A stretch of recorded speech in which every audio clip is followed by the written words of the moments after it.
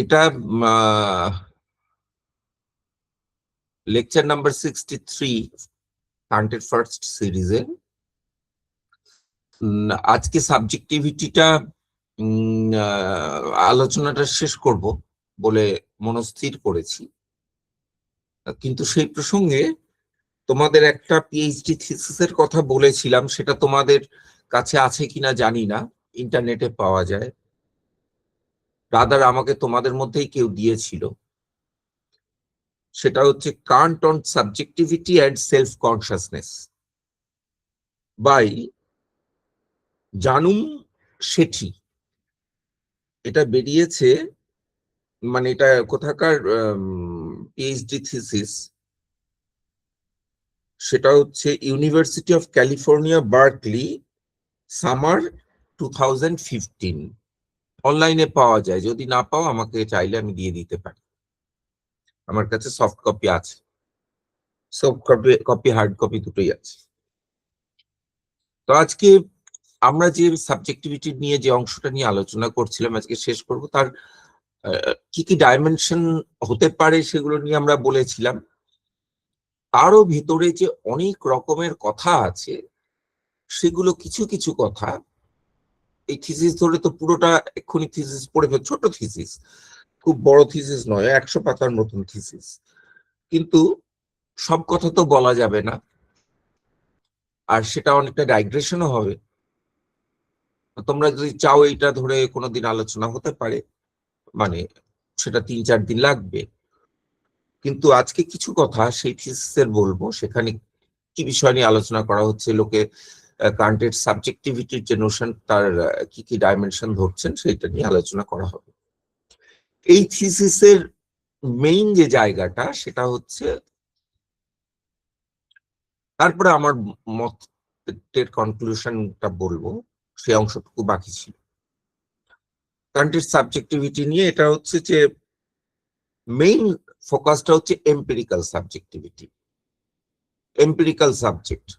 তোমরা জানো কান্টের মধ্যে স্পষ্টত দু রকমের সাবজেক্ট আছে, এম্পিরিক্যাল সাবজেক্ট এবং ট্রান্সেন্ডেন্টাল সাবজেক্ট। এম্পিরিক্যাল সাবজেক্ট মানে কি, যেটা সম্পর্কে আমরা ডাইরেক্টলি, সহজ কথায় আমরা ডাইরেক্টলি অ্যাওয়্যার হই।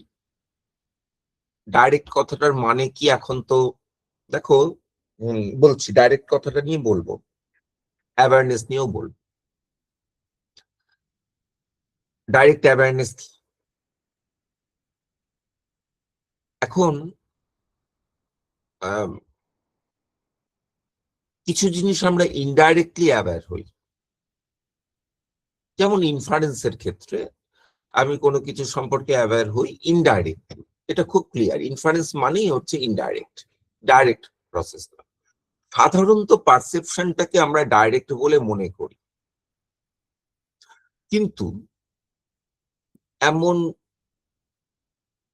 বহু মত তোমরা পড়েছো, বহুজনের মত তোমরা পড়েছো, যেখানে পারসেপশনকেও, মানে পারসেপশন অফ ফিজিক্যাল থিংস এটাকে, বা perception of the physical world, এটাকে অনেকেই বলেন ইনডাইরেক্ট। এয়ার থেকে শুরু করে, লক থেকে শুরু করে সবাই বলবেন এগুলো ইনডাইরেক্ট পারসেপশন, আমার ফিজিক্যাল ওয়ার্ল্ডের পারসেপশন। লক বলবেন আমার ডাইরেক্ট পারসেপশন হয় আইডিয়াস গুলো, ইনডাইরেক্ট পারসেপশন হয় ফিজিক্যাল ওয়ার্ল্ড। এয়ার বলবেন আমার ডাইরেক্ট পারসেপশন হয় সেন্স ডেটা, এবং ইনডাইরেক্ট পারসেপশন হয় ফিজিক্যাল থিংস বা ফিজিক্যাল ওয়ার্ল্ড। এবং ওই ইনডাইরেক্ট পারসেপশনের মধ্যে একরকম ইনফারেন্স ইনভলভ থাকে। এখন আমার মাইন্ডের পারসেপশনটা কি অর্থে ডাইরেক্ট হতে পারে, বিশেষ করে আদার মাইন্ডস, তার ক্ষেত্রে সমস্যাটা হয়। আদার মাইন্ডকে কি আমি ডাইরেক্টলি পারসিভ করতে পারি? ক্লাসিক্যাল ফিলসফিতে সবসময় বলে আসা হয়েছে আদার মাইন্ডকে আমি ডাইরেক্টলি পারসিভ করতে পারি না, ইনডাইরেক্টলি পারসিভ করি, মাইন্ড ইনফার করি, রাদার ইনফার করি, কোনো না কোনো ফর্মে ইনফারেন্স ইনভলভড। এই জায়গাটা এখনকার ফিলসফিতে একটু প্রশ্নবিদ্ধ হয়েছে, বা যথেষ্ট প্রশ্নবিদ্ধ হয়েছে। কেন বলছি?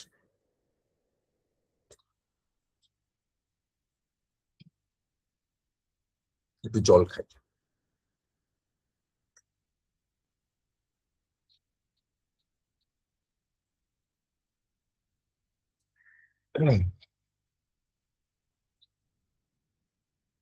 প্রথমত দেখো, মাইন্ড সম্বন্ধে একটা কথা আমরা প্রায় ছেলেবেলা থেকে, মানে ফিলসফি শেখার ছেলেবেলা থেকেই শিখে এসছি, যে ফার্স্ট পার্সনের মাইন্ডের ক্ষেত্রে একটা প্রিভিলেজড অ্যাক্সেস আছে। এই কথাটা একদম বেদবাক্য হিসাবে আমাদের কাছে রয়ে গেছে, তোমাদের মাথায় বসে গেছে, যে আমি আমার সুখ দুঃখ ইচ্ছা ইত্যাদির ক্ষেত্রে যেভাবে বুঝি। তাহলে প্রিভিলেজড অ্যাক্সেস কথাটার মানে কি? প্রিভিলেজড অ্যাক্সেস কথার মানের মধ্যে রয়েছে একটা ডাইরেক্টনেস, সেকেন্ড আরেকটা রয়েছে, সেটা বেশি ইম্পর্টেন্ট। আমি আমার মাইন্ডের অবস্থাগুলোকে ডাইরেক্টলি বুঝি। সেকেন্ড, অন্যে আমার মাইন্ডের অবস্থাগুলোকে যেভাবে বোঝে সেভাবে আমার মাইন্ডের অবস্থাগুলোকে বুঝতে হয় না। আমার একটা স্পেশাল অ্যাক্সেস, এই ডাইরেক্ট অ্যাক্সেসের সঙ্গে স্পেশাল অ্যাক্সেস যুক্ত, স্পেশাল অ্যাক্সেস আছে, আমি স্পেশালি বুঝি। সহজ কথায়, তুমি আমার সুখ দুঃখ ইচ্ছা ইত্যাদি গুলোকে ইনফার করো, আমাকে ইনফার করতে হয় না, আমি পারসিভ করি। কিন্তু এই পারসেপশন নিয়ে সমস্যা হবে, কিন্তু ওই তাই জন্য পারসেপশন কথাটাকে বাদ দিয়ে বললাম স্পেশাল অ্যাক্সেস আছে, বিশেষ অধিকার আছে, আমার একটা প্রিভিলেজড অ্যাক্সেস, বিশেষ অধিকার আছে। ওটা আমারই, আমি বুঝতে পারি, তুমি বুঝতে পারো না, এরকম একটা যেন দাবি রয়েছে। এটা প্রশ্ন উঠবে, এটা অনেকে প্রশ্ন তুলেছেন, কিন্তু মোটামুটি আমরা সাধারণত এরকম মনে করি। সাধারণ অবস্থায় বা সাধারণ মানুষ দশাগুলোর ক্ষেত্রে এটা খাটে, এটা আমরা মনে করি। হ্যাঁ, কেউ কেউ বলতে পারেন এক্ষুনি যে তাহলে সাইকো অ্যানালিসিস কথাটা তো উঠে যাবে, সত্যি করে আমার মনের ভেতর কি আছে আমি যেটা বুঝি তার থেকে ভালো তো একজন সাইকো অ্যানালিস্ট বোঝেন, সেই জাতীয় তর্ক তুলতে পারো, কিন্তু সেগুলো তো স্পেশাল কেসেস। আমরা তো সবাই বসে বসে সাইকো অ্যানালিসিস প্রত্যেক মুহূর্তে করছি বা করাচ্ছি না। সাধারণ অবস্থায় আমাদের যেভাবে মনকে বুঝি সেটা নিয়ে আগে বোঝা যাক, তারপরে সাইকো অ্যানালিসিস ইত্যাদি কেস, সাইকো অ্যানালিসিস সাইকোথেরাপি এই সমস্ত কেস, মানে যেগুলো প্রবলেমেটিক কেস সেগুলো ভাবা যাবে। সাধারণ অবস্থার কথা এখানে বলা হচ্ছে।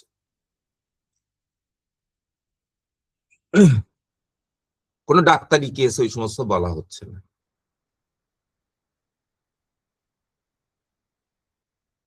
দেহের ক্ষেত্রেও সেরকম হয়। দেহে আমার একটা কষ্ট হচ্ছে, সেটা তো আমি ডাক্তারের থেকে ভালো বুঝি একটা একটা অর্থে, কিন্তু দেখো দেহের ক্ষেত্রে একই কথা খাটে। আমি বুঝি কিন্তু তার কিছু অংশ বুঝি না, কষ্টটা বুঝতে পারি কিন্তু কিছু অংশ বুঝি না, কোথায় কষ্ট হচ্ছে বুঝি, কিছু অংশ বুঝি না। আমার কাঁধে ব্যথা হচ্ছে, সেটা তো ডাক্তার বুঝছে না, আমিই বুঝছি। কিন্তু ডাক্তারের কাছে গেলে ডাক্তার ওই ছবি টবি তুলে ঠিক একদম পিন পয়েন্ট করে বলে দিচ্ছেন তোমার কাঁধের এই জয়েন্টে এই ক্ষতি হয়েছে তাই এই ব্যথা হচ্ছে, বা এই তোমার টিস্যুতে এই ক্ষতি হয়েছে, তোমার এই নার্ভে এই ক্ষতি হয়েছে তাই এই ব্যথা হচ্ছে, এবং তার উপশম কি ইত্যাদি নানা রকম বলছেন। তো ডাক্তার একটা লেভেলে বেশি বোঝেন, কিন্তু খেয়াল করতে হবে আমার বোঝাটা ডাইরেক্ট, ডাক্তারের বোঝাটা ইনডাইরেক্ট। আমি ডাইরেক্টলি বুঝি ওখানটা ব্যথা, ওখানটা একটা সমস্যা আছে, ডাক্তার ডাইরেক্টলি বোঝেন না। ডাক্তার কতগুলো ছবি দেখছেন, ছবি দেখে ইনফার করছেন যে ওইখানে ওইটা, কিংবা কতগুলো টেস্ট করছেন, টেস্ট রেজাল্ট দেখে বুঝছেন ওই জায়গাটা XYZ হয়েছে। ইনসিডেন্টালি আমার সত্যি করে অনেকদিন, এই এক্সাম্পলটা দিলাম কারণ ইনসিডেন্টালি আমার সত্যি করেই অনেকদিন ধরে কাঁধে একটা ব্যথা, যেটা ডাক্তারও ধরতে পারছেন না যে ব্যথাটা কিসের থেকে হচ্ছে, মানে কোন রকম টেস্টে ধরা পড়ছে না যে ব্যথাটা কিসের থেকে। তাই দেখো ডাক্তাররাও ফেল করতে পারেন, কিন্তু তাই বলে আমার ব্যথা হচ্ছে না এটার কোনো মানে নেই। একটা পার্টিকুলার জায়গায় ব্যথা হচ্ছে, যার জন্য আমার ঘুমের ডিস্টারবেন্স হচ্ছে, স্লিপ ডিস্টারবেন্স হচ্ছে, যে ওই জায়গায় ব্যথা হচ্ছে। কিন্তু দেখো ডাক্তার যেহেতু, আমি ব্যথাটা ডাইরেক্টলি বুঝতে পারছি, কিন্তু ডাক্তার যেহেতু ইনডাইরেক্ট মেথড নিচ্ছেন, উনি ঠিক সেই মেথডটা খুঁজে বের করতে পারছেন না যাতে ওই ব্যথার কারণটাকে উনি পিন পয়েন্ট করতে পারেন। তার ক্ষেত্রে এই অসুবিধাটা হয়ে যাচ্ছে। আদার মাইন্ডস এর রিডিং এর ক্ষেত্রে এই সমস্যাটা সবসময় হয়। কিন্তু এবার আসি ডাইরেক্টনেস এর কথা। আমার যেন আমার মনের ক্ষেত্রে প্রিভিলেজ আছে, তোমার যেন তোমার মনের ক্ষেত্রে প্রিভিলেজ আছে। কিন্তু অর্পিতা বিকি ভালো করে বুঝতে পারবে, কিন্তু বাকিদের জন্য একটু বলি। তোমরা যেহেতু ওই এমবডিমেন্ট পড়াশোনা করো, বাকিরা করে কিনা জানি না, অনেকে হয়তো করে না, তাই একটু বলতে হচ্ছে। তোমাদের ক্ষেত্রে কথাটা একটু বড্ড রিপিটেটিভ লাগবে, কিন্তু লাগলেও অন্যদের জন্য বলতে হয়। আমি বলবো না অর্পিতা বিকি বলবে? এমবডিমেন্টের কনসেপ্টটা, বেসিক কনসেপ্টটা আমি এক নাগাড়ে বলি, আজকে একটু অর্পিতা বলুক এমবডিমেন্টের বেসিক কনসেপ্টটা কি। এমবডিমেন্টের বেসিক কনসেপ্টটা হলো যে এখানে বলা হয় যে যখন পারসেপশন হয় বা কথা বলা হয়, যেটাই হোক না কেন, সেক্ষেত্রে ব্যক্তির মাইন্ড বডি সবটা একটা ইউনিট হিসাবে কাজ করে। মানে সেখানে তার যে অনুভূতি হয়, সেখানে সে যেটা দেখে, সেই সমস্ত বিষয়টাকে তার ফিজিক্যাল এক্সপিরিয়েন্স বা শুধুমাত্র মেন্টাল লেভেলের কোনো একটা ফিলিং, এইভাবে একদম মোটা দাগ দিয়ে আলাদা করা হয়তো থিওরিটিক্যালি যায়, বাট প্র্যাকটিক্যালি যায় না। এখানে তাকে তার যে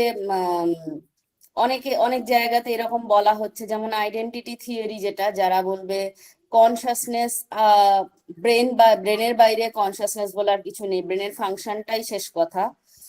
তো এনারা বলবেন যে যাবতীয় আমাদের যে মানসিক অনুভূতি বা মানসিক, যেগুলোকে আমরা মানসিক কোট আনকোট বলে চিহ্নিত করে দিই, সেই সমস্ত বিষয়গুলো neuro function and brain function দিয়ে সুন্দরভাবে ব্যাখ্যা করে দেওয়া যায়।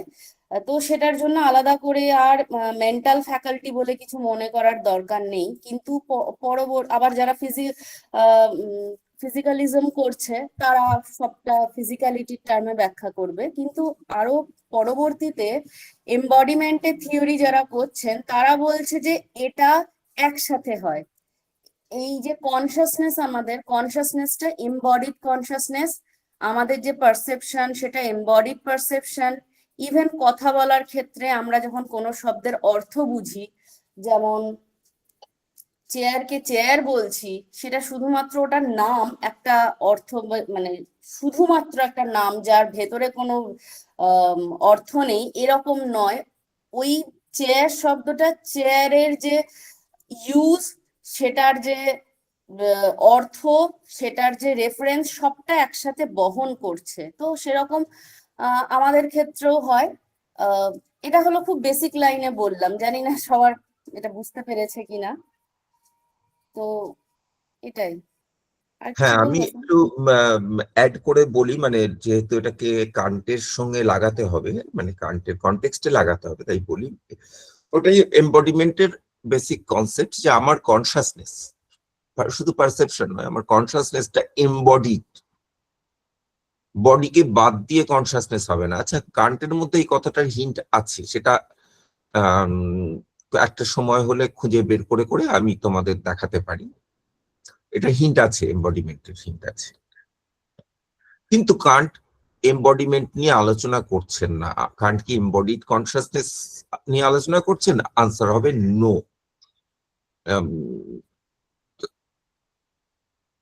বা করলেও সেটা খুব একটা মার্জিনাল ইম্পর্টেন্স তার। হ্যাঁ, সত্যি করে কনসাসনেস ওরকম বডি ছাড়া থাকবে এরকম কথা কান্ট বলেননি, বা থাকতে পারে এটাও স্বীকার করেননি। বডির একটা গুরুত্ব স্বীকার করেছে, কিন্তু সেটা আজকের দিনে যে এমবডিড কনসাসনেস এর যে কনসেপ্ট, সে কনসেপ্টটা কান্টের ক্ষেত্রে পুরোপুরি লাগে না।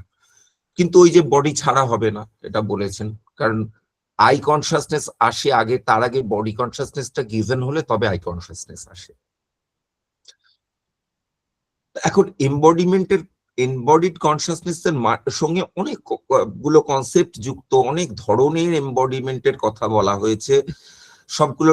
এগুলোর সূক্ষ্মতার ভেতর যাওয়ার তো কোনো সুযোগ নেই এখানে, আর সেটা এখানকার উদ্দেশ্য নয়। কিন্তু মূল কথাটা এই যে কনসাসনেসটা ওই রকম কার্টেসিয়ান কনসাসনেস নয়, কনসাসনেসটাকে আলাদা করে একটা আলোচনা করা যায় এরকম নয়।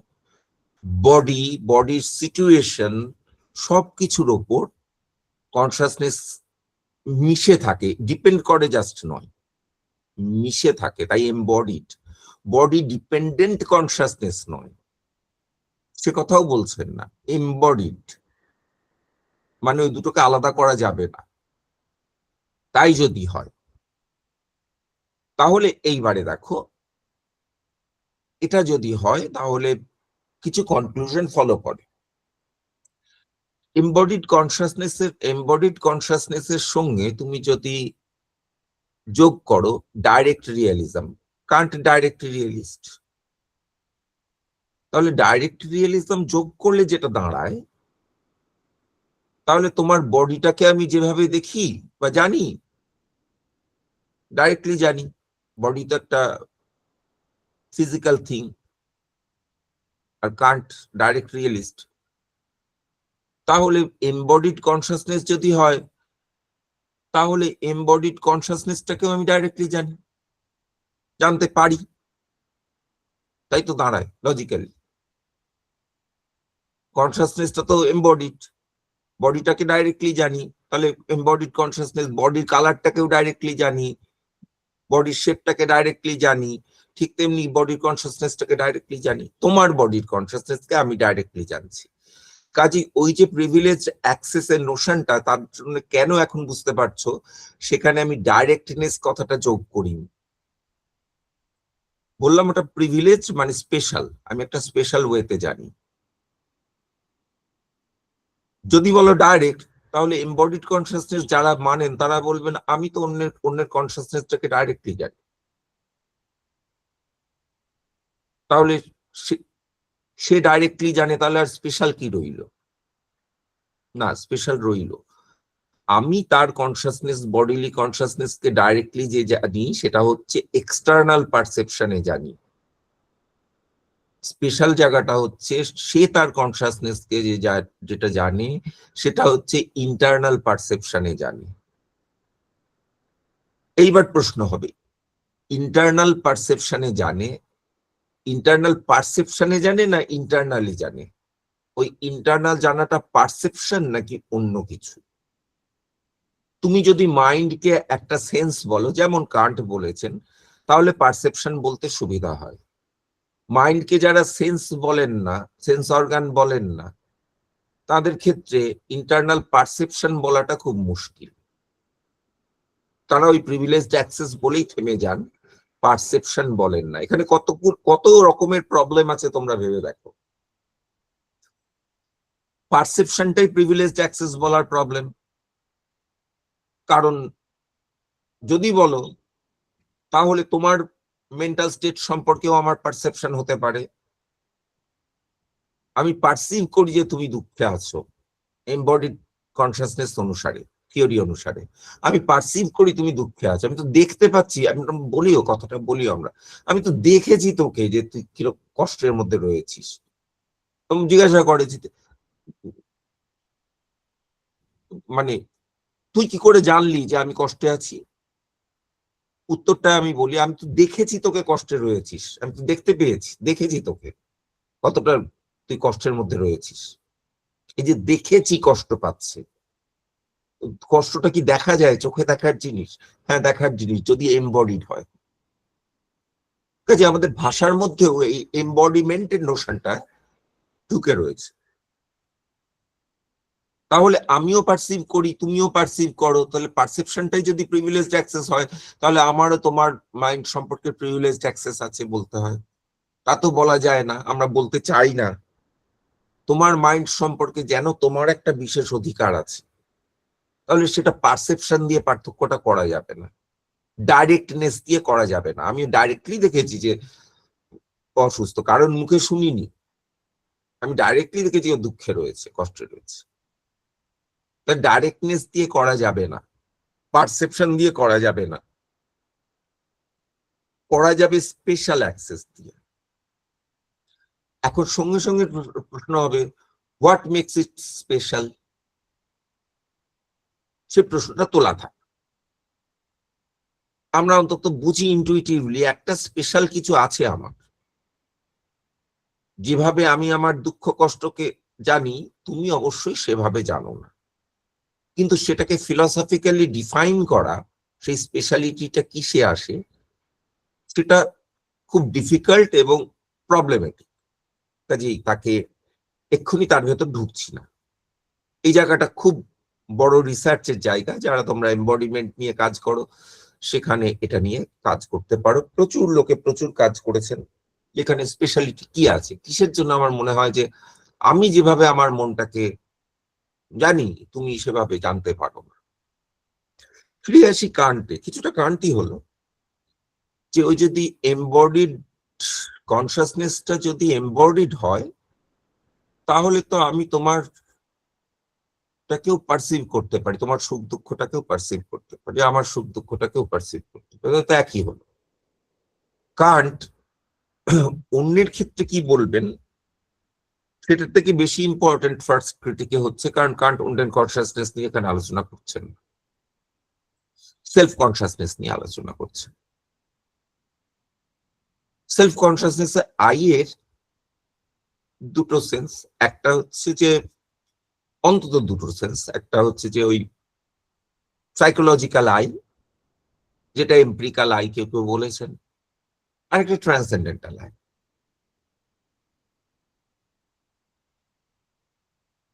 কোথাও কোথাও নুমেনাল আই কথাটা ইউজ করা হয়েছে।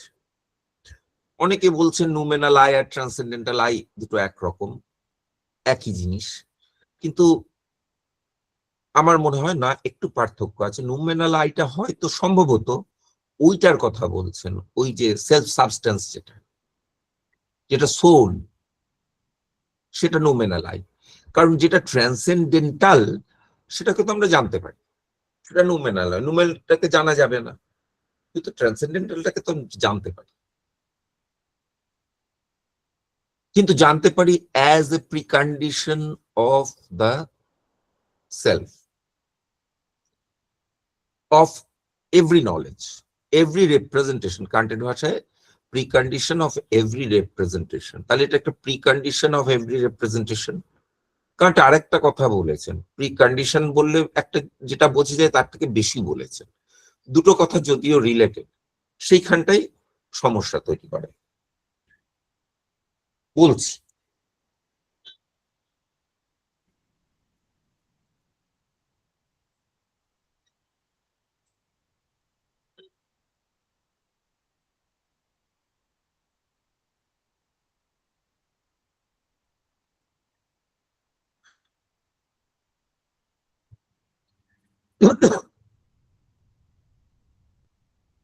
সেটা হলো এই যে এই আইটা সব কনসাসনেসের সঙ্গে অ্যাসোসিয়েটেড হয়ে থাকে, এবং পরের কথা, তিনটে ক্লেইম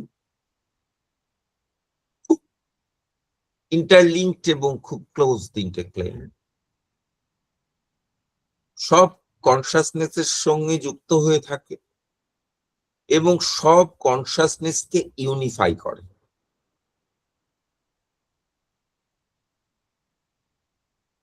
এইটা নিয়ে সমস্যা হচ্ছে এই থিসিসটায়। এই যে এই এম্পিরিক্যাল আই কনসাসনেস, যেটা আই থিঙ্ক, ট্রান্সেন্ডেন্টাল আইটাকে এখন তোলা থাক, যেটা condition of necessary condition of all representation, সেই আইটা তোলা থাক।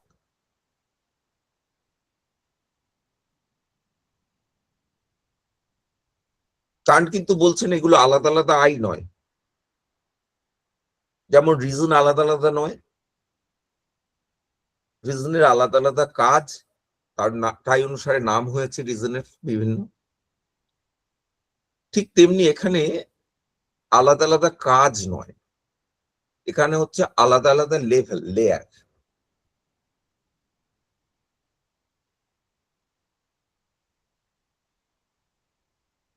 যে আইটা রিপ্রেজেন্টেড হয়, আমরা বলেছিলাম রিপ্রেজেন্টেশন কথাটাও এখানে খুব মুশকিল, প্রেজেন্টেশন কথাটাও মুশকিল। হ্যাঁ, রিপ্রেজেন্টেশন একটা আছে, I think therefore I exist, এখানে রিপ্রেজেন্টেশন। কিন্তু কান্ট ওইটুকু বলছেন না, পরের দুটো ক্লেইমে ওইটুকু বলছেন না। সেকেন্ড ক্লেইমে বলছেন আই সব কনসাসনেস এর সঙ্গে অ্যাসোসিয়েটেড হয়ে থাকে। আচ্ছা, এর ভেতর এর অনেকগুলো ইন্টারপ্রিটেশন আছে কান্টের, সাবজেক্টিভিটি, এই এম্পিরিক্যাল সাবজেক্টিভিটি।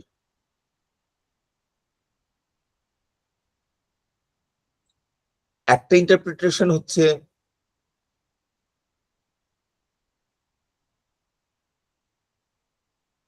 একদম ইন্ট্রোস্পেকশনের ইন্টারপ্রিটেশন। আইটা ইন্ট্রোস্পেক্টিভ। ইন্ট্রোস্পেক্টিভ মানে কি? ওই নৈয়ায়িকদের অনুব্যবসায়। তোমরা সবাই এখানে যাদের মুখ দেখতে পাচ্ছি সবাই ন্যায় পড়েছো আমি জানি, একটু একটু অন্তত ন্যায় পড়েছো। মুখ দেখতে পাচ্ছি না, মানে নাম দেখতে পাচ্ছি। তো সে অনুব্যবসায়ের মতো, তার মানে সেকেন্ড অর্ডার কনসাসনেস। আমার একটা রিপ্রেজেন্টেশন হলো অফ ঘট, তারপরে আইটা এলো ঘটমহং জানামি। আই থিঙ্কটা ওরকম, থট এলো, তারপরে এলো আই থিঙ্ক। আগে থট, তারপর আই থিঙ্ক, আগে ঘট, তারপরে আই থিঙ্ক ঘট, এরকম আর কি। এই যে সেকেন্ড অর্ডার, এটা একদল বলতে চেষ্টা করেছেন। সেকেন্ড অর্ডারটার মধ্যে এখানে একটা সমস্যা হচ্ছে এই যে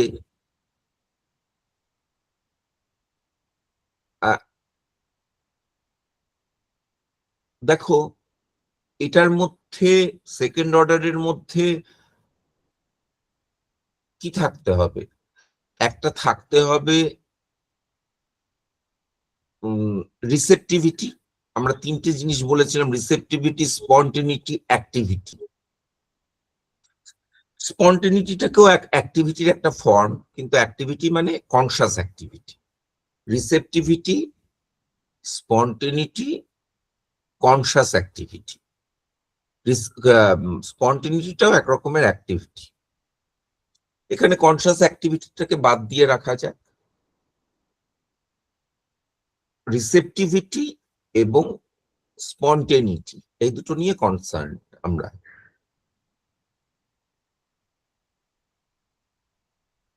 দেখো, আই থিঙ্ক এর মধ্যে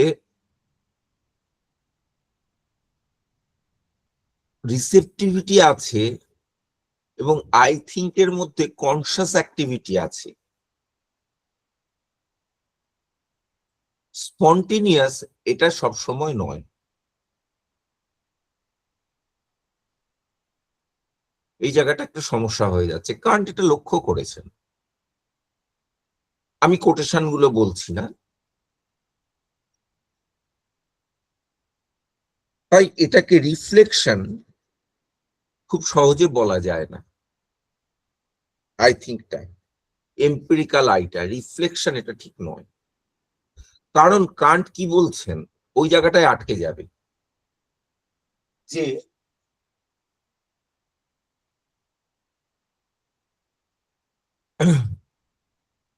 যেখানে কান্ট বলছেন ওই সেকেন্ড ক্লেইমটা, I is associated with all our representations. তাহলে ওই আইটা আমার সব রিপ্রেজেন্টেশনের সঙ্গে অ্যাসোসিয়েটেড, তার মানে ওই যে ফার্স্ট অর্ডারটা শুধু রিসেপটিভিটি, সেখানেও কিন্তু আই অ্যাসোসিয়েটেড। কাজে আই কে তুমি ওই অর্ডার থেকে পুরোপুরি বাদ করে দিয়ে সেকেন্ড অর্ডারে রাখলে, রিফ্লেক্সিভিটির ক্ষেত্রে রাখলে, রিফ্লেক্সিভিটি নয় মানে মানে এখানে ওই রিফ্লেক্সিভিটি বলতে লজিকে যে অর্থে বলা হয় সে অর্থে রিফ্লেক্সিভিটি নয়, মানে রিফ্লেক্সিভ কনসিয়াসনেস মানে হচ্ছে এখানে হচ্ছে আমি আমার রিফ্লেক্ট করছি অন মাই মেন্টাল স্টেট, এই অর্থে রিফ্লেক্সিভিটি মানে স্পন্টেনিটি। তাহলে আমি ওই রিফ্লেক্সিভ কনসিয়াসনেস আমি রিফ্লেক্ট করছি আমার মেন্টাল স্টেটের ওপর, এই লেভেলে রাখলে তার মানে ফার্স্ট লেভেলে শুধু রিসেপটিভিটি, পিওর রিসেপটিভিটি। কিন্তু কান্ট তো সে কথা বলছেন না। যেন আমরা যখন আমরা ট্রান্সেন্ডেন্টাল এস্থেটিক পড়ি তখন যেন মনে হয় যেন ওখানে পিওর রিসেপটিভিটির কথা বলছেন, ওরকম একটা কিছু আছে। কিন্তু ট্রান্সেন্ডেন্টাল অ্যানালিটিক এসে আমরা বুঝি যে ওই ওরকম আলাদা করে হয় না, ওই স্টেজ 1, স্টেজ 2, স্টেজ 3 ওরকম করে হয় না। ওখানে কি হয়, ওখানে কিন্তু ওটাকে যদিও আলাদা করে বলা হচ্ছে কিন্তু একটাই জ্ঞান হয় আমার, that this is a table. ওই জ্ঞানটাই হয়, তার অ্যানালিসিস চলছে। প্রথমে ওই লেভেল হয়, তারপরে ওই লেভেল হয়, এরকম করে। কান্ট কখনো বলেছেন প্রথমে তারপরে, এমনকি বলেছেন টাইমের দিক থেকে আগে, এই সমস্ত কথাও বলেছেন কান্ট। সেগুলো খুব প্রবলেমেটিক জায়গা। কিন্তু এইখানে যে ক্লেম করছেন সব ওটার সঙ্গেও একটা আই থাকে, কারণ ওই যে রিসেপটিভিটি, ওই যে আমার কাছে আসছে গ্রিন ইয়েলো আমার কাছে আসছে, ওটাও কিন্তু ওটার মধ্যেও একটা আই আছে। কারণ শেষে আমি বলতে পারি ওই অদ্বৈত বেদান্তের মতো অনেকটা। অদ্বৈত বেদান্ত আরো এক ধাপ গিয়ে বলবেন ওই যে যখন সুষুপ্তিকাল নিয়ে প্রচুর সমস্যা ছিল, যে কনসাসনেসটা তো থ্রু আউট আমার থাকে, সেটা ইউনিফাই করে, তো সুষুপ্তিকালে কনসাসনেস কোথায় যায়? তখন তো থাকে না কনসাসনেস, আমি তো চেতন থাকি না, আমি মরার মতন ঘুমাচ্ছিলাম বলি। তো নৈয়ায়িক বলেন ওটা পুরিতত নারীতে ঢুকে যায় বলে পুরিতত নারীর থিওরি, একটা অতিরিক্ত থিওরি যোগ করেন। কিন্তু সিম্পলার থিওরি হচ্ছে অদ্বৈত বেদান্তের। অদ্বৈত বেদান্ত বলেন যে তখনও আমার কনসাসনেস থাকে একটা। কিরকম কনসাসনেস থাকে, কেন থাকে, কিভাবে থাকে কনসাসনেস সেখানে থাকে, তার প্রমাণ কি? প্রমাণ হচ্ছে এই, যখন আমার মানে ঘুম ভাঙে তখন আমি বলি যে আমি মরার মতন ঘুমাচ্ছিলাম। এই যে বলতে পারি, এই যে আমার রিকালেকশনটা হয়, তো হলো আমার ওই মেমোরিটা যদি নাই থাকতো ওইখানে, তাহলে রিকালেকশনটা হতো কি করে? যে ঘুমাচ্ছিলাম সেটারও আমার কনসাসনেস ছিল যে আমি ঘুমাচ্ছিলাম, তাই আমি রিকালেক্ট করতে পারি আমি মরার মতো ঘুমাচ্ছিলাম। এটা অদ্বৈত যুক্তি। তাই কান্টেরও অদ্বৈত যুক্তিটা খেয়াল করে দেখো, এটা সাইকোলজিক্যাল যুক্তি। কান্টের যুক্তিটা কোনো যুক্তি সাইকোলজিক্যাল নয়, ট্রান্সেন্ডেন্টাল যুক্তি। কান্ট প্রসিড করছেন ট্রান্সেন্ডেন্টালি। তো এই যে ওই থিসিসটায় একাধিক মত আলোচনা করা হয়েছে, আমি দুটো আলোচনা করব তোমাদের সাথে, এম্পিরিক্যাল আই কনসাসনেস নিয়ে অ্যান্ড ফিলসফি অফ মাইন্ড নিয়ে। এম্পিরিক্যাল আই কনসাসনেস তাহলে ওই মতটা দাঁড়ায় না যে ওটা রিফ্লেক্সিভ, জাস্ট ওটা ইন্ট্রোস্পেকশনের ভিউটা দাঁড়ায় না, কারণ আমার তো রিসেপটিভিটির সঙ্গেও আইটা থাকে। কাজে ওটার পরে আসে, এই পরে আসের কথাটা দাঁড়ায় না। হলো এটা। কিন্তু এখানেও আমি কিছু অ্যাজাম্পশন নিচ্ছি, তোমরা ধরতে না পারলে আমি সেই অ্যাজাম্পশন গুলো নিয়ে আলোচনা করব না, আদারওয়াইজ ঘেটে যাবে। তোমাদের মনে প্রশ্নটা জাগলে আমি সেই আমার অ্যাজাম্পশন গুলো মানে অ্যাজাম্পশনটা বা অ্যাজাম্পশন গুলো আমি আলোচনা করতে বাধ্য হব, নাহলে আমার অ্যাজাম্পশন গুলো আমি আর চেপে যাচ্ছি। তোমাদের ঠকানোর জন্য নয়, মানে কমপ্লেক্সিটি যাতে না বাড়ে তাই চেপে যাচ্ছি আমি কি অ্যাজাম্পশনের কথা বলছি। অন্তত ওই অ্যাজাম্পশন গুলো আমি ধরে নিচ্ছি তোমাদেরও অ্যাজাম্পশন গুলো তোমাদের ভেতর কাজ করছে, কিন্তু তোমরা এখনো জানো না যে তোমাদের মধ্যে অ্যাজাম্পশন গুলো আছে। কিন্তু ওই অ্যাজাম্পশন গুলো ধরে নিলে আমি যে কথাগুলো বলছি সে কথাগুলো দাঁড়ায়। অ্যাজ সাচ অ্যাজাম্পশন গুলোকে প্রশ্ন করা যায়, করলে তাকে জাস্টিফাই করতে হবে। যাই হোক, এই যে আই কনসাসনেস, এটা থ্রু আউট থাকে, রিসেপটিভিটির সঙ্গেও থাকে, এটা কান্টের ক্লেইম।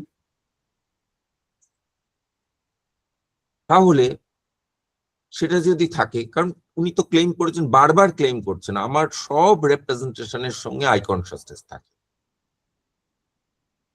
আর না থাকলে থার্ড ক্লেমটা হবে না যে ওই আইটা সব কনসাসনেসকে ইউনিফাই করতে পারে, ওই ইউনিটির ক্লেমটা হবে না। কারণ তার সঙ্গে যদি আই উপস্থিত না থাকতো, আই যদি সাক্ষী না থাকতো সেখানে, তাহলে সেই সবগুলোকে একসাথে করতে পারতো না, সব ঘটনাগুলোকে। সব ঘটনাগুলোর সাক্ষী আই, সাক্ষী না হলে সেই সব ঘটনাগুলোকে এক করবে কি করে, জুড়বে কি করে, সম্ভব হতো না।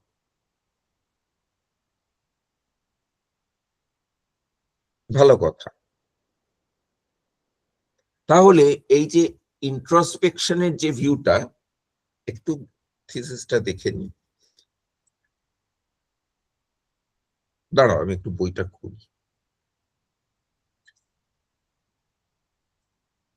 এটাকে লেখক সেলফ অ্যাফেকশন বলছেন। সেলফ অ্যাফেকশন কতটা কান্টের কথা নয়। সেলফ অ্যাফেকশন মানে অনুব্যবসায় টাইপের একটা জিনিস, শব্দটা কান্টের নয়।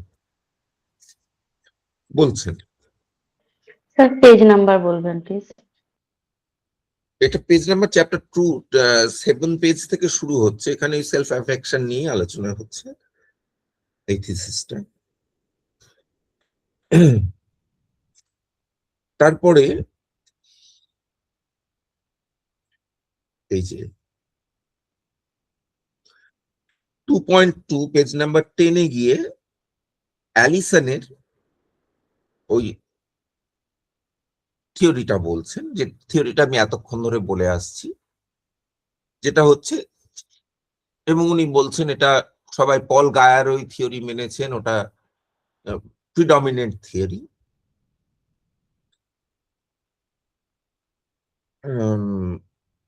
সেটা হচ্ছে ওই ইন্ট্রোস্পেকশনের থিওরি।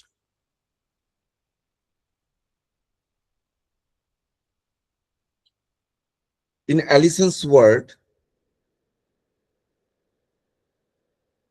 অ্যালিসন বোধহয় হেনরি অ্যালিসন, হ্যাঁ Henry Allison, Kant's transcendental idealism and interpretation and defense এই বইটাতে বলেছেন, 2004 বেরিয়েছে। সেখান থেকেই লেখিকা কোট করছেন, জানুম জানুম জানুম মহিলাই হবে, লেখিকা কোট করছেন, ইনার এক্সপিরিয়েন্স ইনভলভস, কান্টের লেখা নয়, অ্যালিসনের লেখা। Inner experience involves, page 11, inner experience involves a kind of reflective reappropriation of the content. Reflexive reappropriation. Appropriation মানে জ্ঞান, ধরা, জ্ঞান, প্রাপ্তি, গ্রহণ, পুনর্গ্রহণ, reappropriation. Reflexive, ওইখানে রিফ্লেক্সিভ কথাটা আমি ইউজ করছিলাম, দেখো এখানেও ইউজ করেছে, রিফ্লেক্টিভ। রিফ্লেক্টিভ, রিফ্লেক্সিভ থেকে রিফ্লেক্টিভ কথাটা বেশি ভালো হয়, রিফ্লেক্টিভ কথাটা বেশি ভালো, of the contents of outer experience. The content consists of the very representations through which we cognize external objects.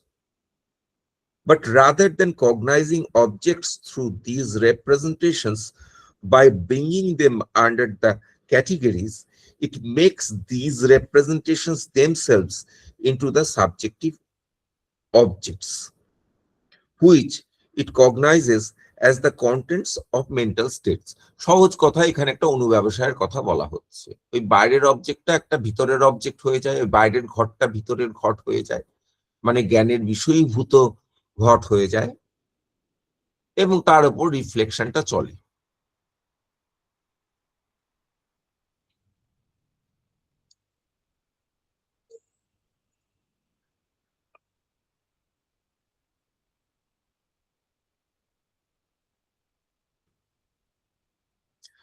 এবার টেক্সচুয়াল রিডিং সেখান থেকে দিচ্ছেন সেকশন 24 থেকে, মানে এটা কান্টের থেকে, এটার সপক্ষে কি কথা আছে। I do not see B ডিডাকশনের সেকশন 24 থেকে দিচ্ছেন, I do not see how one can find so many difficulties in the fact that inner sense is affected by ourselves. Every act of attention can give us an example of this. Attention কতটা important এখানে। In such acts, the understanding always determines the inner sense in accordance with the combination that it thinks to the inner intuition that corresponds to the manifold in the synthesis of the understanding. How much the mind is commonly affected by this means everyone will be able to perceive in himself. তাহলে ওই প্রসেসটা Kant ওই রকম একটা প্রসেসের কথা বলছেন, যে আমরা নিজেরাই বুঝতে পারি যে কতটা আমরা নিজেদেরটা বুঝতে পেরেছি ওই ভেতরের জিনিসগুলো।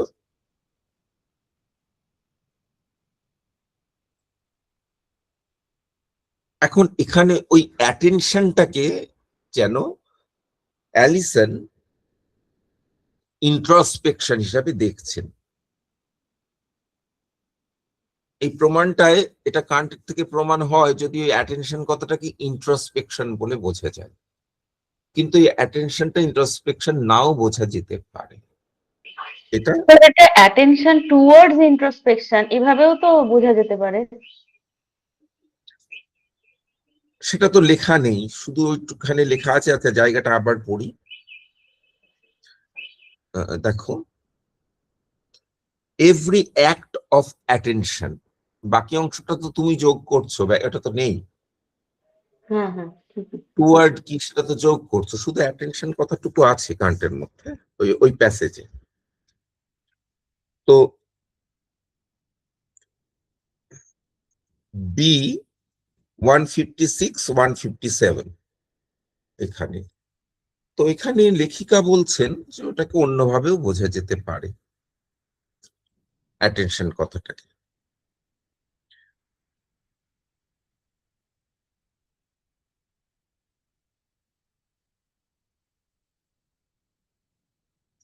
দেখো, ইন্ট্রোস্পেকশন হলে এটা সেকেন্ড অর্ডার হবে, তাই তো? কিন্তু অ্যাটেনশন সবসময় সেকেন্ড অর্ডার নাও হতে পারে।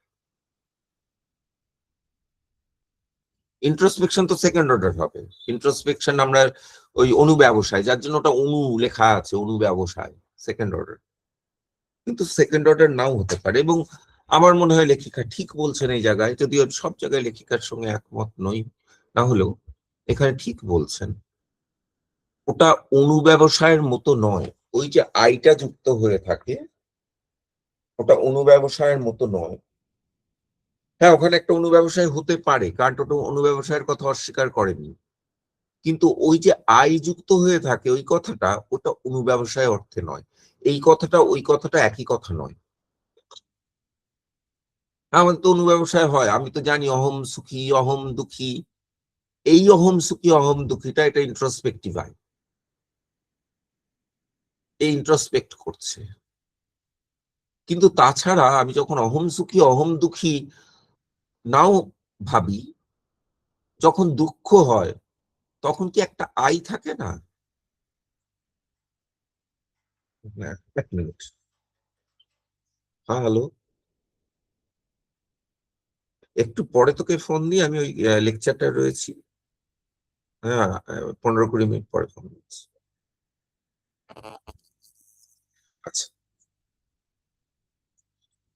দেখো ওই অহম সুখী অহম দুঃখীতে তো অবশ্যই ইন্ট্রোস্পেক্টিভ আই, কিন্তু যখন সুখী দুঃখী সুখ দুঃখ যখন ঘটে তখন কি আইটা থাকে না? না থাকলে তো অহম সুখী অহম দুঃখী বলতে পারতাম না। ওই যে আইটা সুখ দুঃখের সঙ্গে জুড়ে থাকে, দাঁড়াও দরজাটা খুলতে হবে, সেই আইটা কিন্তু ইন্ট্রোস্পেক্টিভ নয়, এটাই বক্তব্য। ওটা ডাইরেক্ট, এবং সত্যি করে তখন সুখ, প্রচন্ড দুঃখ, প্রচন্ড দাঁতে ব্যথার অনুভূতি, তখন এর সঙ্গে আই থাকে। আইটা তো থাকে, দাঁতে ব্যথাটা তো তোমার বলে মনে হয় না, আমার বলে মনে হয়, তাহলে আইটা থাকে। কিন্তু তখন আমার অ্যাটেনশনটা ওটার প্রতি থাকে, তাহলে অ্যাটেন্টিভ আই। অ্যাটেন্টিভ মানেই ইন্ট্রোস্পেক্টিভ নয়, এটা বক্তব্য।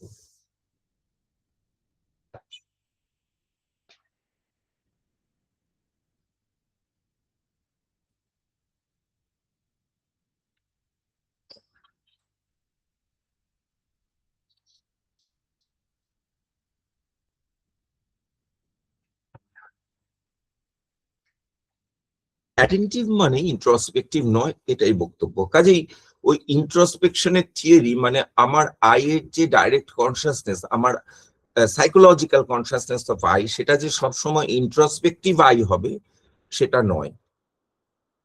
এই লেখিকার যেন বক্তব্য ওটা কখনোই ইন্ট্রোস্পেক্টিভ আই নয়, সে জায়গাটা আমার খুব পছন্দ হয়নি।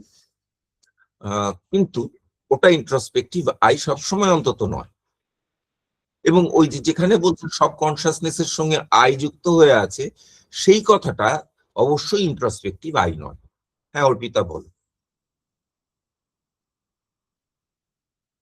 অর্পিতা। হ্যাঁ স্যার, বলছিলাম যে এই ইন্ট্রোস্পেক্টিভ আইটা যদি সেকেন্ড অর্ডার না হয়ে ফার্স্ট অর্ডার হচ্ছে যেখানে, সেক্ষেত্রে ফার্স্ট পার্সন এক্সপিরিয়েন্স বা লিভড এক্সপিরিয়েন্সের সাথে এটা কি এক হচ্ছে, মানে এক বলে আমি বুঝতে পারি, নাকি পার্থক্য আছে কোনো? ফার্স্ট পার্সন অলমোস্ট এক্সপিরিয়েন্স এক, অলমোস্ট এক, একই রকম তো, মানে লিভড এক্সপিরিয়েন্সটা আবার লিভড এক্সপিরিয়েন্সটারও তোমার ওই দুটো লেয়ার হতে পারে, কারণ হ্যাঁ, কিন্তু ওই লিভড এক্সপিরিয়েন্সের প্রসঙ্গটা, ফার্স্ট লেয়ার। শব্দটা আমি এই কারণে ব্যবহার করলাম, যখন আমরা ওই লিভিং স্টেজটার মধ্যে থাকি তখন তো আমাদের ওই আলাদা করে আমার দাঁতে ব্যথা করছে এই আইটাকে আলাদা করে রেখে তো আমরা বুঝি না, না মানে তখন ওইটার মধ্যে দিয়ে যাপনটা চলে। আর যখন আমি ওটা ইন্ট্রোস্পেকশনের মতো করে বলি বা অনুভব করি, আম, যাই করি, তখন তো সেটা ফার্স্ট পার্সন এক্সপিরিয়েন্স একদম আমার মতো। এবং সেই ক্ষেত্রে আপনি শুরুতে যে সাইকো অ্যানালিসিসের কথা এনেছিলেন, বা আদারের জায়গা বা ইন্ট্রোস্পেকশন সেকেন্ড অর্ডার যেটাই বলি না কেন, সেটা ফার্স্ট পার্সনের এক্সাক্ট ফার্স্ট পার্সন হিসাবে যে লেভেলটা, যতটা ইন্টেন্স ভাবে ব্যাপারটাকে ব্যক্তি বুঝতে পারছে, সেইভাবে তো সেটার সাথে তো আদারের একটা বোঝার ডিফারেন্সটা থেকে যায়, বা সেকেন্ড অর্ডারের ডিফারেন্সটা থেকে যায়, তাই মনে হলো আমার। হ্যাঁ, এটা তোমার একদম ঠিকঠাক এক্সপ্লানেশন, এটা সত্যি করে তাই। আমাদের ওই লিভড এক্সপিরিয়েন্সের মতো সেখানে যখন আইটা থাকে তখন তো আমরা ওই আই আই বলে মনে হয় না। যেমন যে খুব কষ্টে রয়েছে, ধর সবার মানে আমি তুমি সবাই বলি, জীবনে তো কোনো সময় কষ্ট দুঃখ আহ দারিদ্র কিছু না কিছু জীবনে সবাই দেখেছো।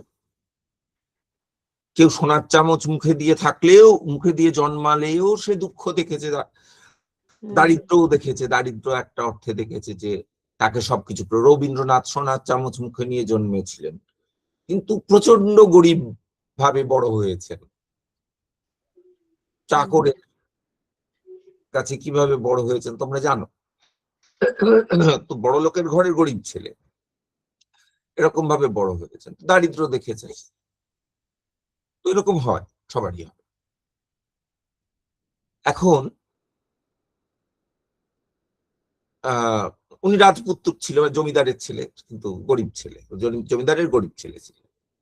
এখন ছেলেবেলাটা পরে তো ঐশ্বর্য ছিল প্রচুর, মানে অর্থে, মানে বিত্ত অর্থে ঐশ্বর্য।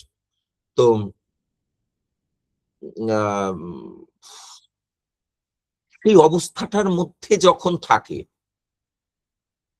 তখন কিন্তু মানুষের এইটা বোধ হয় না যে আমি দুঃখে আছি, জেনারেলি। তখন কি করে দুঃখটাকে কাটাবো, কি করে এই সিচুয়েশনটাকে, আমি একটা প্রবলেমের মধ্যে রয়েছি, তখন আমি প্রবলেমে রয়েছি এইটা চিন্তাটা আসে না। তখন কি করে প্রবলেমটাকে সলভ করব, কি করে প্রবলেমটাকে ওভারকাম করব, কি করে দুঃখটাকে ওভারকাম করব, এই চিন্তাটাই আমাকে অকুপাই করে নেয়। পরে কাব্যি করে এখন আমি বলি আমি এই অবস্থায় ছিলাম, তার থেকে এই অবস্থায় আমি এইভাবে তার কাব্যি করে গল্প করে যখন বলি, তখন সেটাকে নানা রকম ভাবে রং চং চড়িয়ে তোমাদের সামনে প্রেজেন্ট করছি। আমার একটা কোনো ডিফিকাল্ট সিচুয়েশন, যে অবস্থা থেকে আমি হয়তো সাকসেসফুলি বেরিয়ে আসতে পেরেছি, সেটাকে আমি রং টং চড়িয়ে তোমাদের কাছে গল্পের মতো প্রেজেন্ট করছি। সেটা অর্পিতা সেই কথাটাই হয়তো বলতে চাইছে, সেটা কানটে খুব ভাবে লেগে যাবে। ওই যে লিভড এক্সপিরিয়েন্সটা, তখন কিন্তু আইটা থাকে, কিন্তু আমি দুঃখী এই বোধটা থাকে না। যে চিরদুঃখী, তার আমি দুঃখী বোধটা কখনো হবেই না। ওই অবস্থাটাই সে বোঝে। যখন সে কোনো ঐশ্বর্য দেখে বা দুঃখর অবস্থাটা থেকে পেরিয়ে আসে, তখন বোঝে যে আমি দুঃখী ছিলাম। যেমন আমি আরো তোমাদের বোঝানোর জন্য এক্সাম্পল দিয়ে বুঝি। স্ট্রিট চিলড্রেনরা, এটা আমি জেনেছি যাদের ডাইরেক্ট, যারা এটা নিয়ে রিসার্চ করেন তাদের কাছ থেকে, স্ট্রিট চিলড্রেনরা প্রায় সবাই মলেস্টেড হয়, মানে সেক্সুয়ালি এক্সপ্লয়েটেড হয়। কিন্তু তারা কখনো ভাবে না যে আমরা সেক্সুয়ালি এক্সপ্লয়েটেড হচ্ছি বা হয়েছি, কারণ তারা জানে যে ওইটাই লাইফ, ওটা হতে হয়, ওটা হয় না এটা তারা জানে না। কাজে ওটাতে তাদের কোনো দুঃখবোধ নেই। হ্যাঁ, ওই কষ্টটা হয়, দাঁতে ব্যথার মতন কষ্ট, ওরকম যে দাঁত খারাপ হলে তো দাঁতে ব্যথা হবেই, ওরকম ওটা তো হবেই, জীবনের একটা ঘটনা, ওটা সহ্য করতে হবে। কাজেই ওই লেভেলের যে কনসাসনেস, আই কনসাসনেসটা, আর তারপরে সে যখন সেটার থেকে, সেই লেভেল থেকে উঠে এসে স্ট্রিট চিলড্রেনদের উপর রিসার্চ করছে, তখন যখন ভাবছে যে আমি ওইভাবে জীবন কাটিয়েছি, ওটা ওই দুঃখের মধ্যে জীবন কাটিয়েছি, জীবনটা ওরকম, ওটা স্বাভাবিক জীবনের নিয়ম নয়, তখন যে রিফ্লেকশনটা, এই দুটোর মধ্যে পার্থক্য আছে। কাজে দুটো রিফ্লেকশন, রিফ্লেক্সিভ কথাটা বললেই যে তোমার ওটাকে ইন্ট্রোস্পেক্টিভ বলে বুঝতে হবে, ওখানে ইন্ট্রোস্পেকশন হচ্ছে না প্রথম লেভেলটায়, ওটা লিভড এক্সপিরিয়েন্স, সেখানেও আই থাকে, এটা সমস্যা। এবং এটাকে কেউ কেউ, এবার একটু সাম আপ করি, ওয়াইন্ড আপ করি, না হলে আলোচনাটা ছড়িয়ে যাবে। আর বলেছিলাম দুটো মত বলবো, এটাকে কেউ কেউ অ্যাক্ট বলেছেন, যে অ্যাক্ট থিওরি অফ মাইন্ড। কিন্তু অ্যাক্ট বলার ক্ষেত্রে সমস্যাটা হচ্ছে ওই একই জায়গায়, রিসেপটিভিটিটাকে অ্যাক্ট বলা যাবে না। যার জন্য আমি তোমাদের বারবার করে বলেছিলাম যে আমি বলতে চাইছি যে এটা অ্যাক্ট থিওরি অফ মাইন্ড নয়, অ্যাক্ট থিওরি অফ সাবজেক্টিভিটি।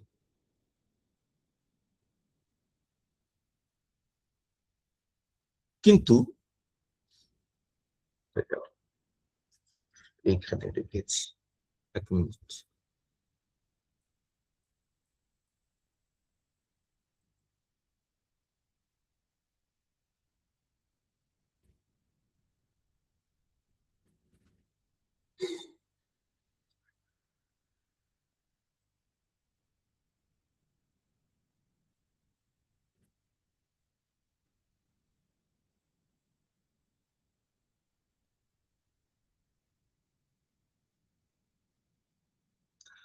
হ্যাঁ, এটাকে আমি তোমাদের বলতে চেষ্টা করছিলাম যে এটা একটা প্রসেস থিওরি অফ মাইন্ড।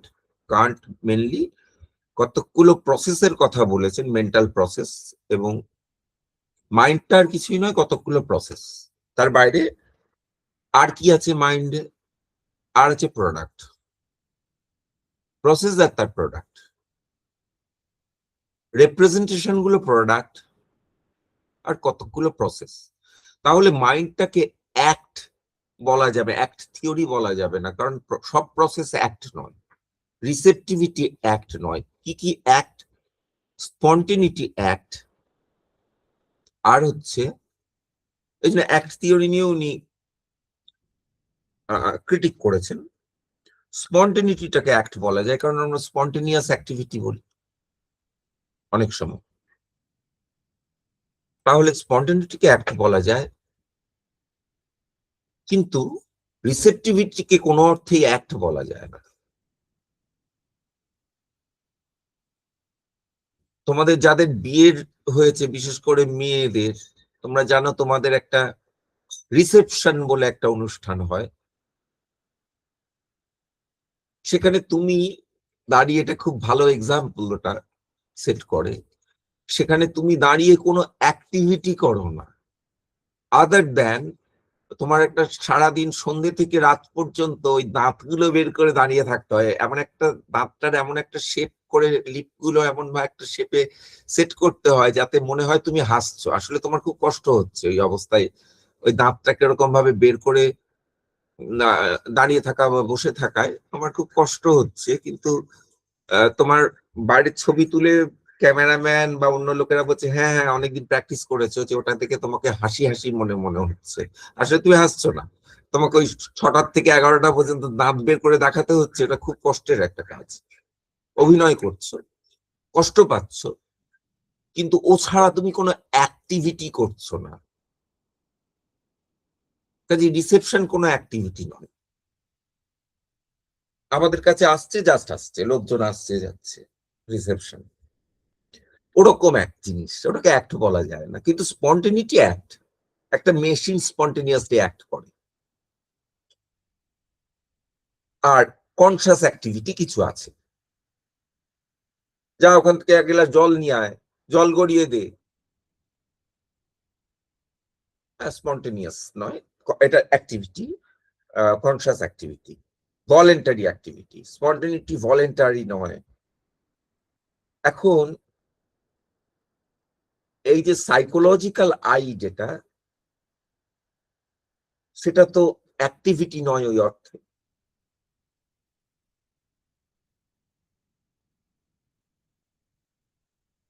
এবং মাইন্ড ওই অর্থে অ্যাক্টিভিটি নয়। কনসাস ভলেন্টারি অর্থে অ্যাক্টিভিটি নয়, কিন্তু এটা activity in the sense of স্পন্টেনিটি।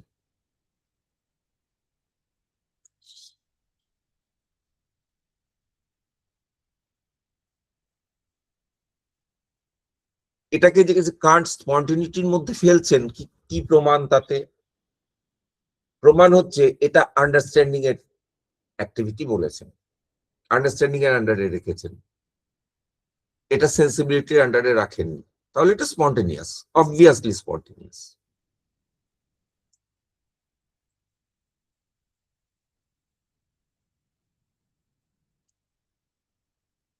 এবং এটাই আবার transcendental in the sense that it is ইনফার্ড।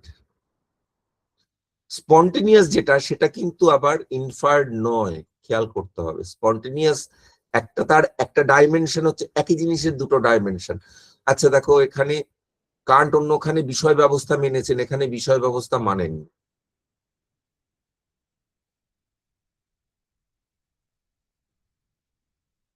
মানে বলেছেন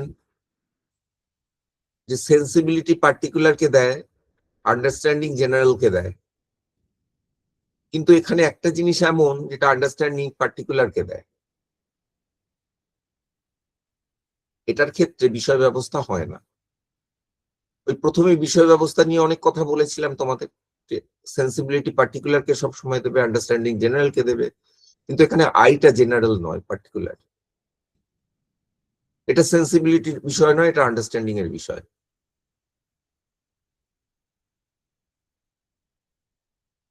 তাহলে এখানে অনেকগুলো জিনিস পেলাম, এটা সম্পর্কে আমরা ডাইরেক্টলি অ্যাওয়্যার হই।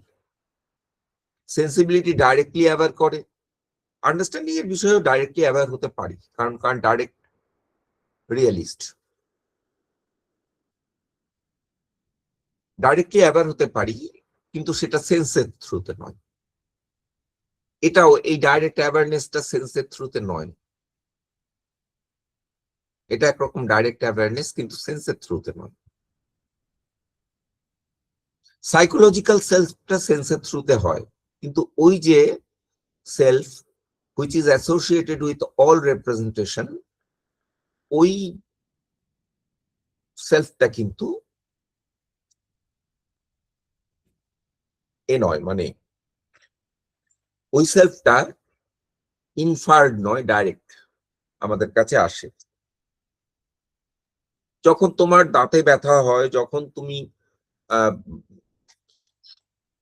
একটা ওই রকম অবস্থায়, করুণ অবস্থার মধ্যে, কোন রকম করুণ অবস্থার মধ্যে থাকো, এটা আমার কাম্য নয়, কিন্তু সবারই কখনো না কখনো জীবনে করুণ অবস্থা তো এসছে। কারোর পিতৃবিয়োগ হয়েছে, প্রিয় বিচ্ছেদ হয়েছে, তো করুণ অবস্থা এসছে জীবনে। সেই সময় যে আইটা থাকে সেটা ইনফার্ড নয়, সেটা ভেরি মাচ ডাইরেক্ট। কিন্তু ওই যে আইটা আছে সেটা আমরা পরে বুঝি ট্রান্সেন্ডেন্টালি, যে হ্যাঁ সত্যি তো আমার ওই আমির সঙ্গে এই আমি তো এক, তাহলে একটাই তো আমি আছে। এই যে ট্রান্সেন্ডেন্টালি বুঝলাম, ইনফার করলাম, ওই সাইকোলজিক্যাল আইটা আছে বলেই এই ট্রান্সেন্ডেন্টাল আইটা আছে। তার মানে দুটো আলাদা আই নয়, একটা আই, তাকে একবার ট্রান্সেন্ডেন্টালি বুঝছি, একবার সাইকোলজিক্যালি সেটা আছে, বুঝিনি তখন, আছে, ছিল, আই সেন্সটা ছিল। সেই সেন্সটাকে আমি বলেছি ওটা একটা subliminal sense, minimal I or subliminal sense of I. কারণ আমি চাইলেই তখন ইন্ট্রোস্পেক্টিভলি সেটা সম্পর্কে অ্যাওয়্যার হতে পারতাম যে হ্যাঁ আমি দুঃখে আছি, কিন্তু হইনি, কিন্তু সে ছিল বলেই আমি ট্রান্সেন্ডেন্টালি এখন বুঝতে পারি সে আছে।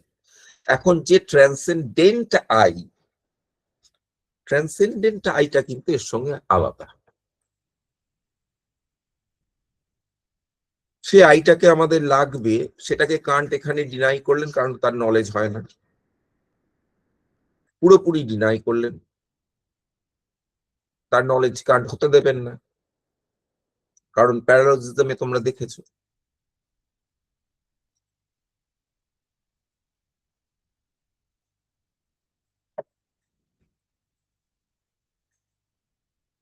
সে আইটা হবে না, কিন্তু সেই আইটা আবার লাগবে। এই অর্থে ওই যে permanence of the soul or the self, এটা যদি না মানি, কান্ট মনে করছেন, তাহলে আমাদের এথিক্স হবে না।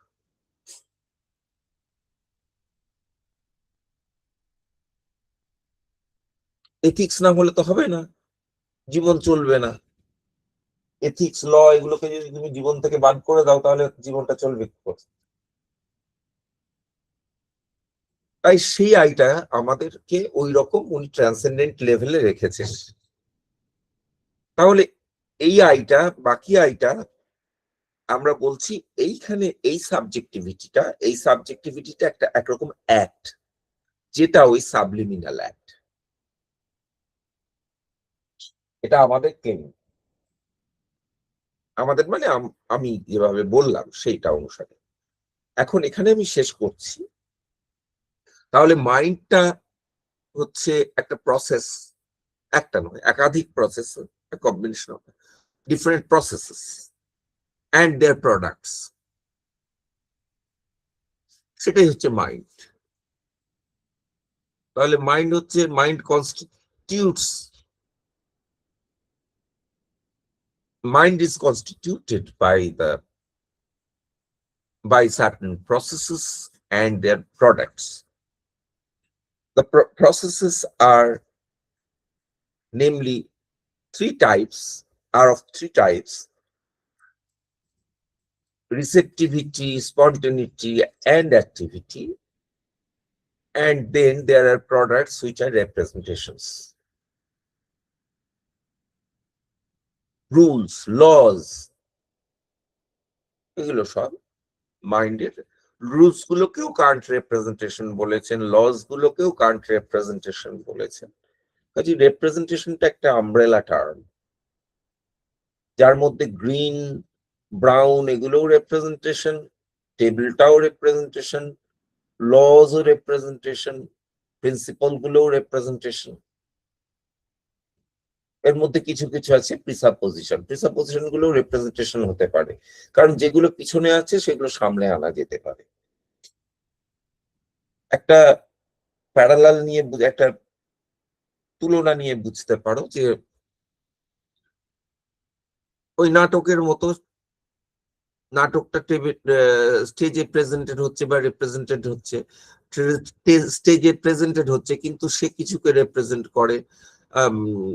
নেতাজি সুভাষচন্দ্র বোসের নাটক প্রেজেন্টেড হচ্ছে কিন্তু সে রিপ্রেজেন্ট করে নেতাজি সুভাষচন্দ্র বোসকে। যে লোকটা সেজেছে নেতাজি, সে নেতাজি সুভাষচন্দ্র বোসকে রিপ্রেজেন্ট করে, কিন্তু তার পিছনে কিছু প্রিসাপোজিশন আছে, মানে কিছু ডাইরেক্টর আছে, লাইটম্যান আছে, কোরিওগ্রাফার আছে, ইত্যাদি নানা রকম আছে। তারপরে ড্রেস ডিজাইনার আছে, কস্টিউম ডিজাইনার আছে, তো এ সমস্ত আছে। কিন্তু নাটকটা যখন শেষ হয় তখন নাটকের শেষে ওই সবাই যারা ব্যাক স্টেজে ছিল তারা সব স্টেজের সামনে এসে আবার নমস্কার টমস্কার জানায়, তাদের পরিচয় দেয়, এই পরিচালক, এ মিউজিক ডিরেক্টর, এ অমুক অমুক, স্টেজে এসে পরিচয় দেয়। ঠিক তেমনি প্রিসাপোজিশন গুলো পিছনে থাকে, কিন্তু আমরা চাইলে ওগুলো স্টেজের সামনে নিয়ে আসতে পারি, মাইন্ডের সামনে নিয়ে আসতে পারি, যার জন্য কান্ট ওই যেগুলো পিছনে থাকে সেগুলোকে সামনে নিয়ে এসে আলোচনা করেছেন। দেখো এখানে কান্ট আর উইটগেনস্টাইনের মধ্যে পার্থক্য দেখো, অনেকটা যেন দেখে মনে হয় ওরকম একই রকম, কিছু জিনিস সামনে থাকে কিছু জিনিস পিছনে থাকে। কিন্তু কান্টের বক্তব্য হচ্ছে যেগুলো পিছনে থাকে ওগুলোকে সামনে আনা যায়। একটা মেটা লেভেলে যাবো, গিয়ে সামনে আনবো, মানে নাটক শেষ, পরের লেভেল, নাটকের পরের লেভেল মেটা লেভেল, সামনে এসে তারা নমস্কার করলো। কিন্তু উইটগেনস্টাইনে যা পিছনে আছে তা পিছনেই আছে, প্রিফেসেও বলেছেন শেষেও বলছেন। একদম লাস্ট প্রপোজিশনটা দেখো, যেগুলো which can be said clearly, and that which cannot be said should be passed over in silence.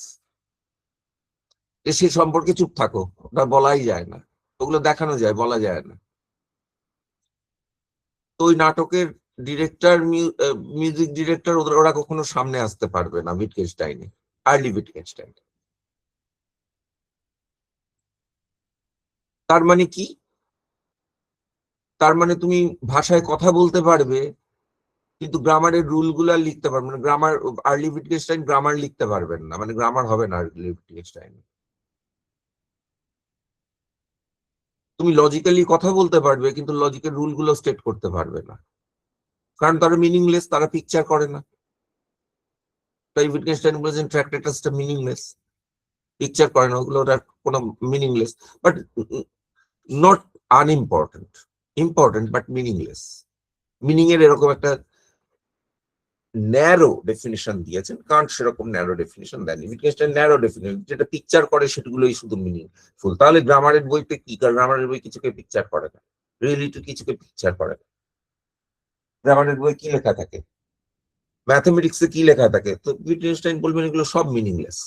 লজিকে কি লেখা থাকে, লজিকের বই তো কাউকে পিকচার করে না, কি লেখা থাকে, বলবেন সব মিনিংলেস, এমনকি ট্র্যাক্টেটাস মিনিংলেস, নিজেই বলেছেন। হলো,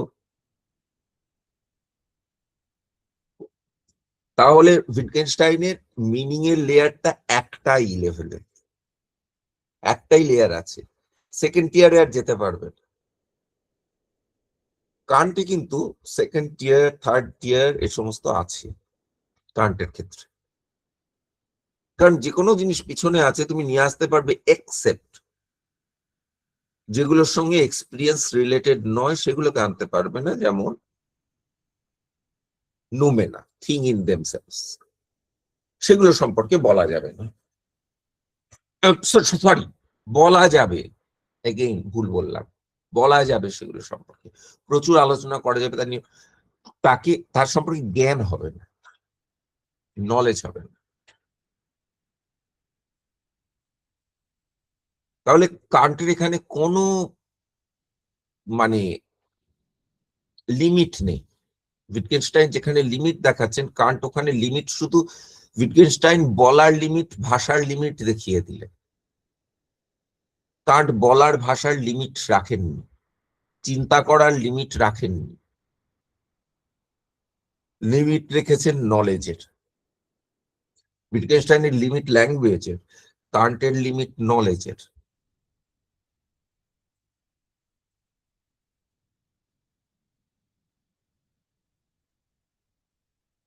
আজকে তাহলে এখানেই শেষ করি, তোমাদের যদি কোনো প্রশ্ন থাকে বলো, তাহলে শেষ করছি।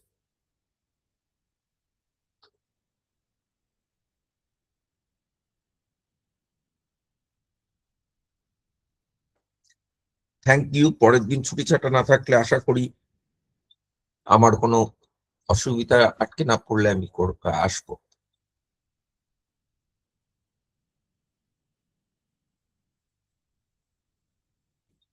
কেন হয় না জানো? Thank you. তার আগে রেকর্ডিংটা অফ হচ্ছে না কেন বুঝতে পারছি না, আজকে খুব মুশকিল করছে। স্যার একটা ছোট্ট বিষয় জিজ্ঞেস করবো? হ্যাঁ বলো। আপনি বলছিলেন যে ওই অ্যাটেনশনের একটা জায়গায় বলছিলেন না যে আমার দাঁত ব্যথা হলে আমার অ্যাটেনশনটা অটোমেটিক্যালি ওর সাথে জুড়ে থাকে। এবার ওটাকে ইন্ট্রোস্পেকশন বলা যাবে না, মানে আমি বলতে পারছি যে স্যার অ্যাটেনশনটা, মানে ওখানে কথাটাও ছিল যে the act of attention. Attention তো একটা ক্রিয়া, মানে তার সবসময় একটা বিষয় থাকবে, মানে ইন্টেনশনাল হয়। হ্যাঁ, তার অ্যাটেনশনের objective একটা বিষয় থাকে তো, অ্যাটেনশনের বিষয় ছাড়া অ্যাটেনশন হয় নাকি? আমার তো তো মনে পড়ছে না এমন কোন স্টেট তো যেটা আর একই attention- সঙ্গে অ্যাটেনশন কনসিয়াস অ্যাক্টিভিটি। না, নট অলওয়েজ। তুমি আমি হ্যাঁ তোমার পিছনে একটা দুম করে আওয়াজ করলাম, তুমি তোমার অ্যাটেনশনটাও দিকে গেলে, তুমি চমকে গেলে, তুমি কনসিয়াসলি সেটা করলে? তুমি ভয় পেয়ে যাও যেখানে, সেখানে তুমি হ্যাঁ কনসিয়াসলি যাই আমি এখন ভয় পাই বলে ভয় পাও? আজকাল তো না দেখায় না, দেখো খুব সুন্দর সুন্দর এরকম ভিডিও কিছু শর্টস বেরিয়েছে না, যে খুব সুন্দর কিছু একটা জিনিস দেখাচ্ছে, তুমি খুব অ্যাটেনশন দিয়ে দেখছো, হঠাৎ একটা কিরকম একটা ভয়ঙ্কর মুখ, তুমি চমকে উঠলে, দেখায় না? ওখানে কি তুমি খুব কনসিয়াসলি চমকে ওঠো যে আমি এখন চমকে উঠি কনসিয়াসলি? তা তো ওঠো না, তা তো চমকাবেই না। কনসিয়াস না অ্যাক্টিভিটি অ্যাটেনশনটা হ্যাঁ সবসময় কখনো কনসিয়াস হতে পারে, কিন্তু নট নেসেসারি। বেশিরভাগ সময় অ্যাটেনশন কনসিয়াস হয় না। হ্যাঁ আচ্ছা। বেশিরভাগ ক্ষেত্রে হয় না কনসিয়াস। আমি ভিকি যেটা বলছে যে স্যার যেটা বললেন সেটা তো ওই ন্যায়ের সুপ্তমনা ব্যাসক্তমনা ওই জায়গাটাতেই ক্লিয়ারলি আছে, যে একাগ্রতা ভেঙে গিয়ে যখন আবার অন্য একটা বিষয়ে আমার মনটা জুড়ে যাচ্ছে, তখন সেই প্রথমটাতে আমার ইন্টেনশন থাকলেও দ্বিতীয়টা ইন্টেনশন থাকে না, দ্বিতীয়টা আকস্মিক ভাবে হয়। এটা কিন্তু বিকি যেখানটা বলছিস যে অ্যাটেনশনটা হচ্ছে একটা কনসাস অ্যাক্টিভিটি, আর তার আগে তুই একটা কথা বললি অ্যাটেনশনের বিষয় থাকে, তো আমার এটা শুনতে গিয়ে মনে হলো যে এক্ষেত্রে যদি আমি কনসাস অ্যাক্টিভিটি, এই অ্যাটেনশন এবং যে বিষয়ের প্রতি অ্যাটেনশন যাচ্ছে বা অ্যাটেনশনের প্রতি আমার যে ইন্টেনশন, এই হিসাবে যদি আমি দেখি, তাহলে তো বিষয়টা দুটো লেয়ারে চলে যাচ্ছে এবং দুটো অ্যাক্টিভিটি সাইমালটেনিয়াসলি রান করলেও দুটোর বিষয় আলাদা হয়ে যাচ্ছে। যদি তুই ইন্টেনশনের কনটেক্সটে বলিস, মানে আমি যেটা বুঝলাম আর কি, ইন্টেনশনের কনটেক্সটে বুঝিস যে ইন্টেনশন বিহাইন্ড দ্য অ্যাটেনশন, তাহলে object of the intention would be the attention of that particular moment. On the other hand, যখন অ্যাটেনশনের কথা বলছিস, অ্যাটেনশন যে বিষয়টার প্রতি তুই অ্যাটেন্টিভ হচ্ছিস সেই বিষয়টা না এইরকম ওটা এই। আমার মনে হয় আমি দ্বিতীয়টা মানে ভুলই বলেছি। অ্যাটেনশন সব সময় আচ্ছা আচ্ছা। কনসিয়াস হয় না, মানে কোনো একটা বিষয়ের প্রতি আমার যখন অ্যাটেনশন যায় সেটা আনকনসিয়াসলিও যেতে পারে। স্যার যেটা বললো একদমই ঠিক। হ্যাঁ, আর তুমি মানে সেকেন্ড আমি লেভেলে তুমি যে অ্যাটেন্টিভ হয়েছিলে, তুমি সেটা বললে, যেমন না ধরো যে তুমি একটা ক্লাসরুমে তুমি অ্যাটেন্ড করছো, একজন টিচার রয়েছেন, তো তুমি অন্যমনস্ক হয়ে আম, তুমি একটা অন্য কিছু করছো, মোবাইলে খেলা করছো, টিচার একজন ধমক দিলেন, এই তুমি কি করছো, ক্লাসে মন দাও।